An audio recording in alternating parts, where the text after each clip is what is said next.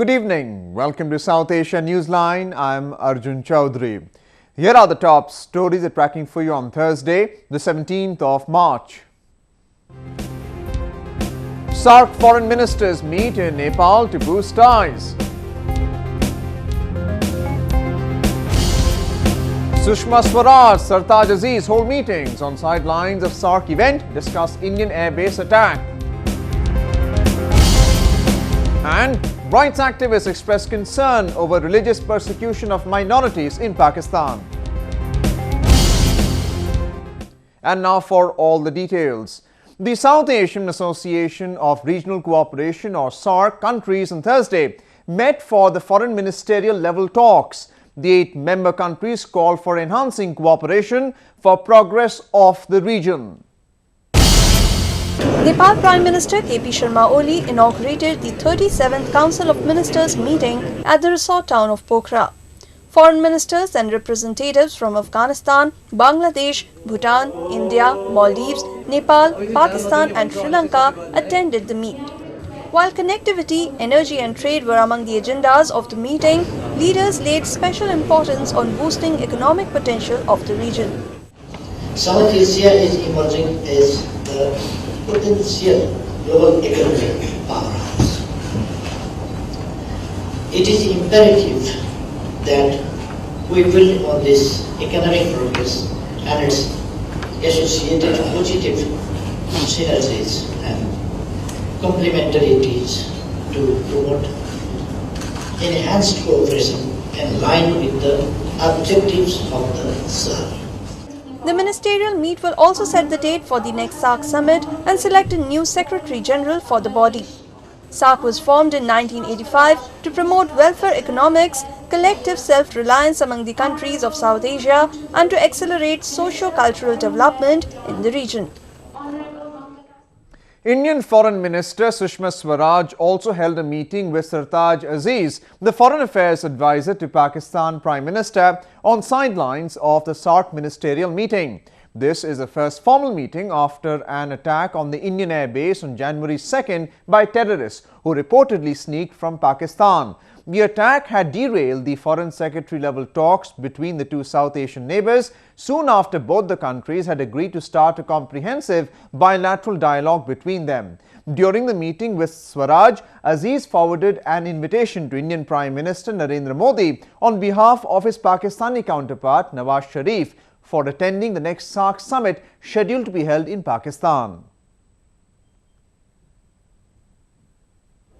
बहुत ही सद्भावनापूर्ण वातावरण में ये बैठक संपन्न हुई और कुछ मुद्दे जो उलझे हुए थे और हम दोनों देश के बीच में उलझे हुए थे उनको भी हमने बहुत ही सहयोग के साथ सकारात्मक रवैये से तय कर लिया।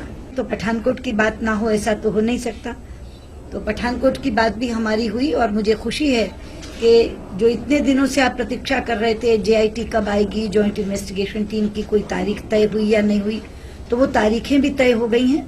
27 तारीख की रात को जॉइंट इन्वेस्टिगेशन टीम भारत पहुंचेगी और 28 तारीख से अपना काम शुरू करेगी। 31 मार्च को प्राइम मिनिस्टर साहब भी वाशिंगटन जा रहे हैं, नवाज शरीफ साहब भी, प्राइम मिनिस्टर मोदी भी जा रहे हैं, नवाज शरीफ साहब भी वहाँ जा रहे हैं। तो उम्मीद तो है कि दोनों की मुलाकात होगी, क्योंकि प्राइम मिनिस्टर मोदी का वहाँ पे सिर्फ एक ही दिन का क़याम है, तो अभी स्ट्रक्चर डायलॉग का मालूम नहीं है, लेकिन कम से कम उम्मीद यही की जा सकती है कि मुलाकात होगी। तो उससे ये मामले हमारे जो ताल्लुकात की में जो पेशरफ्त आई थी और जो हुई थी रुकावटें, उम्मीद है कि वो फिर उसके बाद आगे बढ़ेंगी। Moving on, former Pakistan President Pervez Musharraf was late on Wednesday stopped from travelling to Dubai as his name had still not been struck off from the Exit Control List or ECL. This comes even after the country's Supreme Court lifted a travel ban on him, paving the way for him to leave the country for a medical treatment. However, the government has authority to stop anyone leaving the country by placing the name on the Exit Control List. 72-year-old Musharraf has been facing trial in a number of cases in Pakistan, including high treason. Pakistan's human rights activists have raised concern over the rise in violence and discrimination against religious minorities in Pakistan. They tried to draw the attention of global leaders on the grave issue at Geneva on the sidelines of the ongoing 31st session of the UN Human Rights Council. Religious minorities have been subject to various forms of religious persecution and oppression in Pakistan, say Pakistani human rights activists. Rubab Mehdi Rizvi, the chairperson of International Imam Hussain Council, says non-state actors are promoting hatred among all communities in Pakistan, including the Shias. She called for a strong judiciary with an independent investigation tribunal to keep a check on systematic persecution of religious minorities. From 2012 to 2015 alone, there have been 892 attacks on the Shias. Now, I'm not saying that 892 Shias have been killed. What I'm saying is there have been 892 attacks on Shias. So this cannot be called isolated one-off killings. This is what is happening is a systematic persecution. The ideology behind it all has to be seen. It's like genocidal claims being made by organizations like Lashkar-e-Jangvi, where they say that we will rid Pakistan of this unclean Shia population, followed then by the 22,000 assassinations. Concerns were also raised over the blasphemy law in Pakistan, which according to many is being misused to target the minorities. Sir Iftikhar Ayaz, chairperson of International Human Rights Committee of the Ahmadiyya Muslim Community UK, says many members of such communities are fleeing from the country in fear of violence against them. What was the sense in declaring faithful, loyal subjects of Pakistan who follow a different interpretation of Islam and they are Ahmadis?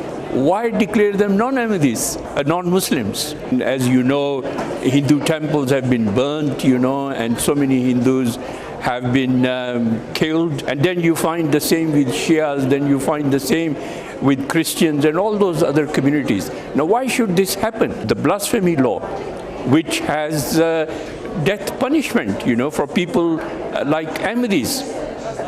If an Ahmadi professes to be a Muslim, he could be prosecuted under the blasphemy laws. Oppressive environment in Pakistan has made it increasingly difficult for many religious communities to live safely and free from danger in places where they have often spent the majority of their lives. Domestic as well as international rights groups have called on the Pakistani government to increase protection for all citizens regardless of their religious belief. Come spring and nature unleashes all its beauty. In India's northern Kashmir, tulips are in full blossom to bring joy and delight to one and all.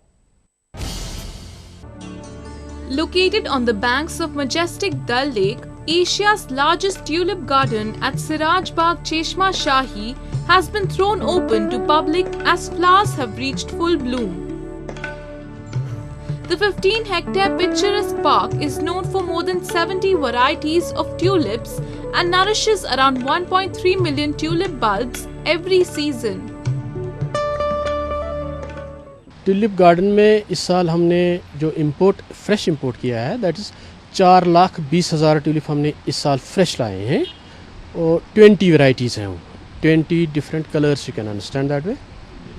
पुराना tulip भी हमारे पास है, वो 3,06,000 है. उसके अलावा हमारे पास bulb late रहता है, वो लगभग 25 क्विंटल है. तो इसका मतलब ये है कि आपको लगभग 10 लाख फूल ट्यूलिप के मिलेंगे. The scenic beauty is enough to elevate tourists to blissful rhapsody. Holland जाने की ज़रूरत नहीं है. और जहाँ अभी कुछ ही वैराइटीज़ है जो खिली हुई है, हम ऐसे फील करते हैं कि जब हम जैसे जन्नत में हैं. इतना खूबसूरत है ये. The tulips will continue to mesmerize visitors till April when the summer season will take over. Till then, tourists can enjoy the visual splendor. That Indian Prime Minister Narendra Modi is very popular among the masses in India is well known, but he is also admired by people across the world. Now, in keeping with his popularity, the famed Madame Tussauds Museum is set to host waxwork of Prime Minister Modi, which will be unveiled next month. The figure will be displayed at museums in London, Singapore, Hong Kong and Bangkok. Describing Prime Minister Modi, one of the most influential statesmen on the world stage, The British-based museum in a statement said that he has massive social media presence and there is intense public interest in him. He will be joining the likes of former Indian Prime Ministers Jawaharlal Nehru, Indira Gandhi and Rajiv Gandhi, whose waxworks have already been featured in Madame Tussauds. The famous Indian festival of colours, Holi, got off to a sweet-filled start in India's northern Barsana town. The occasion was Laddu Holi. It was celebration time for revelers who thronged to Mathura town in huge numbers as the festive season for the vibrant of all festivals, Holi, began. The festivities started with Laddu Holi, where devotees smeared one another with coloured powder and threw laddus, a traditional sweetmeat, at people. The flung laddus are pocketed with reverence as blessed offerings and hence the name Laddu Holi. The vibrancy of this festival is at its best in Mathura districts Nandgaon and Barsana.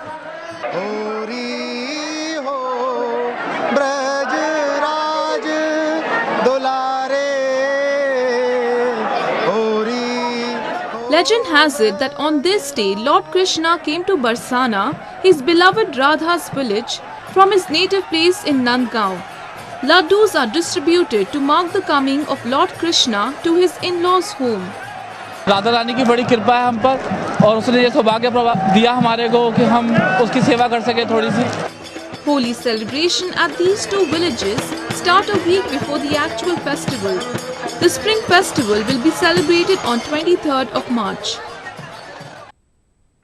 Top Indian fashion designers came together to showcase their autumn-winter collection at Amazon India Fashion Week in New Delhi. From ruffle gowns to fur and boots, the event had it all for fashion enthusiasts.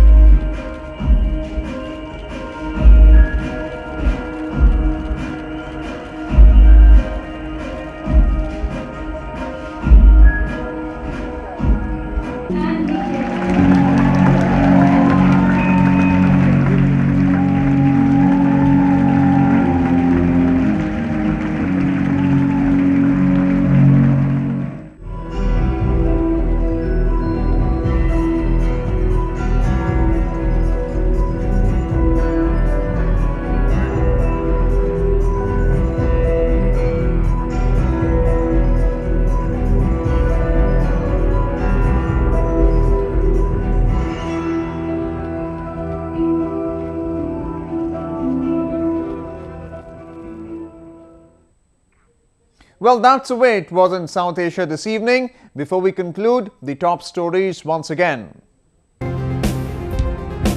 SAARC Foreign Ministers meet in Nepal to boost ties. Sushma Swaraj, Sartaj Aziz hold meetings on sidelines of SAARC summit, discuss Indian airbase attack.